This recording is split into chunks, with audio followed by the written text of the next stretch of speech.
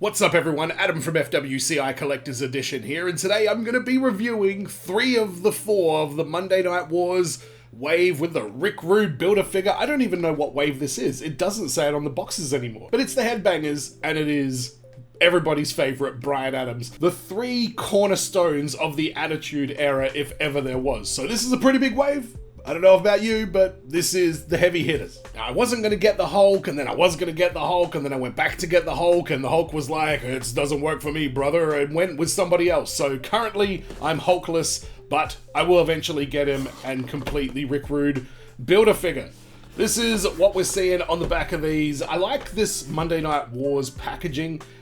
Just the explosion, the WCW logo being on there is kind of special to me since I'm a WCW guy from way back. But you better believe that I'm here for one half of Chronic. Okay, but that's what we need next. We need Chronic figures. If we can get those, I will be first in line. But let's start off with the Headbangers. We've got Thrasher and we've got Mosh. Reading the back of Mosh's box here, he's from Mount Laurel, New Jersey. 6 foot or 183 centimeters.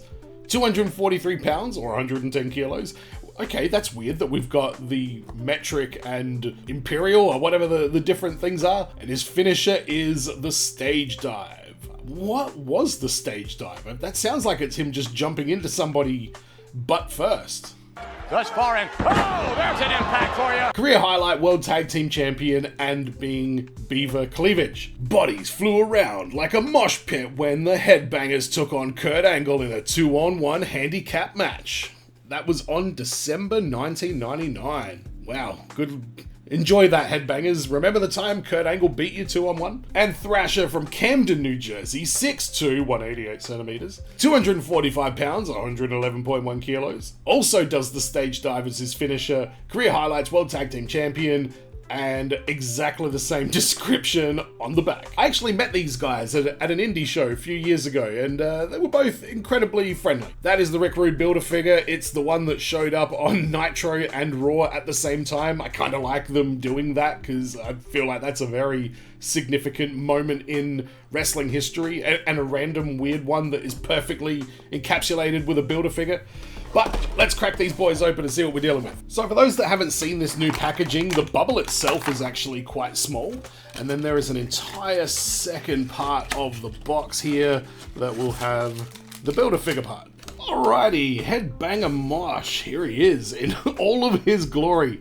The face on this looks fantastic. I absolutely love that tongue out. It just adds so much to it. I did not get the Headbangers 2-pack, even though it was really, really good and I was very tempted to, and I kind of regret not getting it.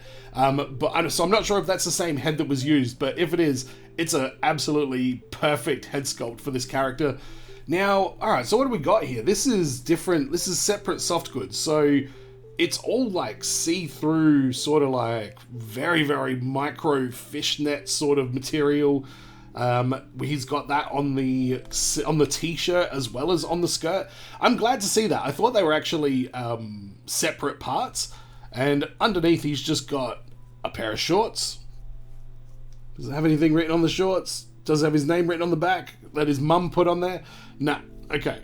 It feels like this thing like creeps up somehow. I don't know. Maybe it's best to put that. There's a part of this where it gets kind of like bunched up in the way that it's made.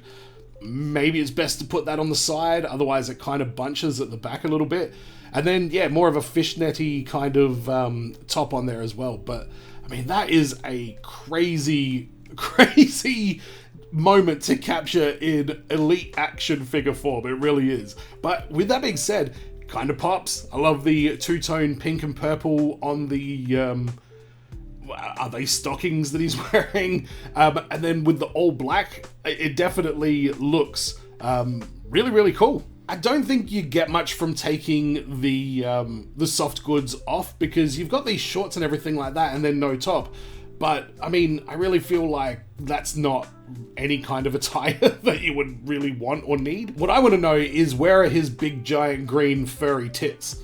That's the question. I will have to try and figure out a way that I can make those myself because that was one of the weirdest and most hilarious things I've ever seen. And all he comes with is the open hands and the fisted hands as well. But Yeah, this is good. What are the legs like on this? Because some of these elites have had some really fucky legs as of late. Alright, he actually stands up pretty good. The ankles are a little bit loose, but the knees appear to be nice and firm. So he actually does stand up without any real issues.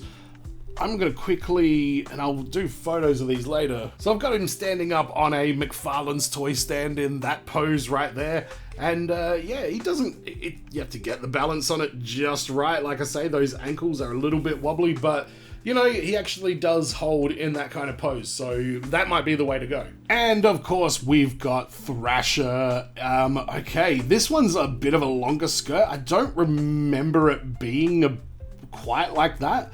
But his top is actually two parts. One of it is the fishnet top, and then the other is just the Headbangers shirt underneath. It is all connected though. It's got the Velcro on the back. But on the front of it there, it is actually two different parts of fabric. All right, he's got golden tights on, I think. Or is that his legs? Oh my god, that must be his legs, because that's his tattoo? Or is he just wearing like pantyhose or something? I don't know what's going on, but he's got golden legs like you've never seen before. Bronze even. Look at these bronze legs.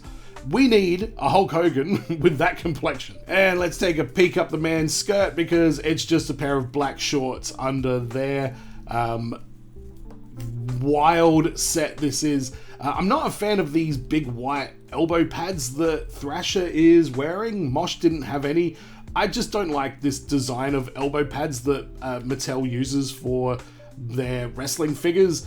I would like to just see the elbow pads get painted on. I know customizers probably hate to hear that, but that's what I want. So looking at the paint application, the tattoos look really clean on both sides. The man loves his spiderwebs, that's what I'm getting.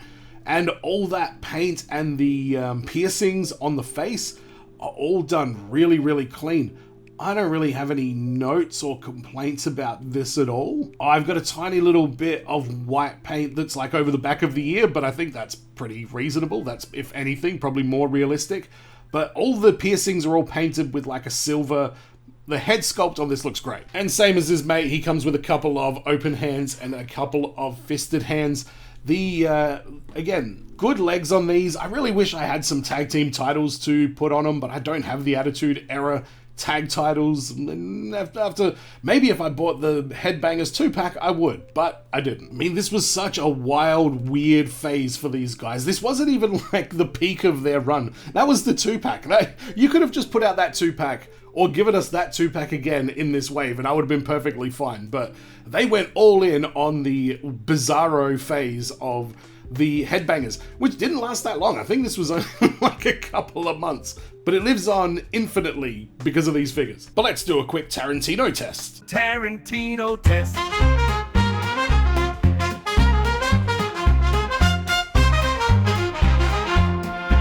This is the part of the video where I talk about the feet of the action figure, because I love posing and doing dynamic poses and stuff like that. And if you don't have good feet, then you're not going to have a good time.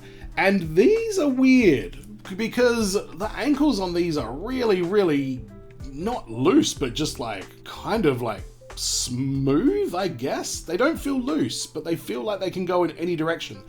And because the legs are nice and tight, it actually makes those feet work a little bit better. So I don't know if this is something that they've lucked into or if this is by design, but these feet that they are using are actually working when they get the legs right. When you get those gummy legs that are all kind of bowed in at the knees, then you probably got a whole different conversation on your hands. But for these guys, Quentin Tarantino is more than happy to give them a thumbs up. Tarantino test.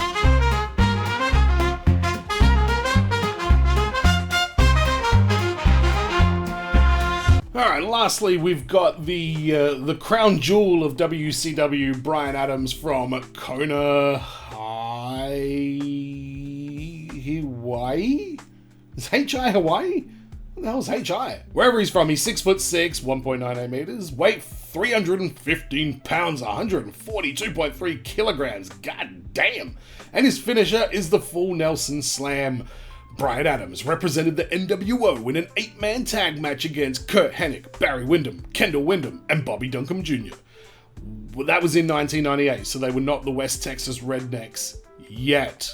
But it would be coming. He comes with Rick Rude's Build-A-Figure part, and yeah, that is our boy Bryan Adams. Let's have a look at this thing, because Bryan Adams is a very unique, builded kind of guy. His attire is very unique. Oh, he's got a big, massive black scuff right on the fucking nose, which is okay, because I think I might prefer this other head sculpt on there anyway. We'll have to wait and see, but yeah, that's not ideal. That's the ponytail head. I think I prefer the non-ponytail head for him anyway. And my glasses here, these glasses got kind of bent up in the box. Oh no, they fit on perfectly. Nah, they don't. They look really bent out of shape. Might have to do something to get the glasses back to the normal shape. They fit on, but from this angle, you can see they don't really fit. Yeah, I think that's a much better head sculpt on him anyway. I'm more than happy with that. So yeah, these glasses are a little bit bent out of shape. So we'll see if they fit on the one with the glorious locks. You might need to brush his beautiful hair to one side to make this one work. Nah, they really don't fit on there. So he's got about the same sort of height as like Damian Priest does. Looks like they've got new boots for him, and these weird ones like motorbike boots, I suppose. We've got NWO written down the side of his trunks, which looks nice. We've got For Life on there, which is a really generic font. I don't know why that font looks so generic. Pinned legs, double jointed pinless arms, stretches out like that. Not a great deal of motion in the midsection, but it's just an elite, so you know, that's perfectly fine. But he is going to fit perfectly on the NWO shelf with the rest of the gang. Yeah, I think I much prefer the face sculpt that I've got on here right now over the other one anyway. Even though that one's got more of an angry face, which I'm usually more of a fan of, I really like this one a lot more. But does he pass the Tarantino test? Alright, Bryan Adams definitely does. These WWE figures have great feet, great balance and stuff like that. Every now and then you get one that's a little bit wonky or the legs are a bit screwed up on it. But some of the big heavy duty ones like this and, you know, Damian Priest and the Undertaker's figures and stuff like that, they stand perfectly. Nice flat feet with a little peg hole in there in case you want to use a stand and increase your posing possibilities. My final thoughts on this, that For Life is really bugging me. I don't know why it needed to be so generic. You could use a generic font that looks way better than the one that they've used. I'm fairly certain he did not have it like that. It was all that weird NWO style font. I've seen the For Life on the side of his trunks a time or two in my life.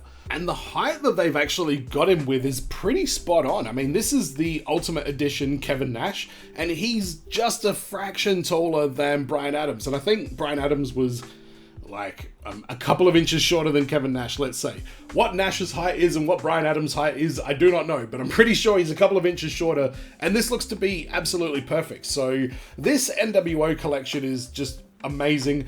I think I really need to get Vincent. I think he's the main missing part of it. I do have the Disciple, but I didn't collect the entire Build-A-Figure. I just cobbled together my own version of him that I'm happy with. And, you know, there's a few more. Stevie Ray might be a fun NWO, even though it didn't really work out. I think I would still buy an NWO Stevie Ray. But let me know in the comments, what are your thoughts on these figures? Who would you like to see in the Monday Night Wars waves moving forward? I mean, they don't have the license for it, but I want to see a Crash Holly figure, personally, or Hardcore Holly, for that matter. And obviously, bring the Hardy Boys back into the line as well. But I hope you enjoyed this review. Let me know in the comments if you did, or if you didn't. And as always, everyone, be well, stay safe, look after your figs, ta-ta, and farewell.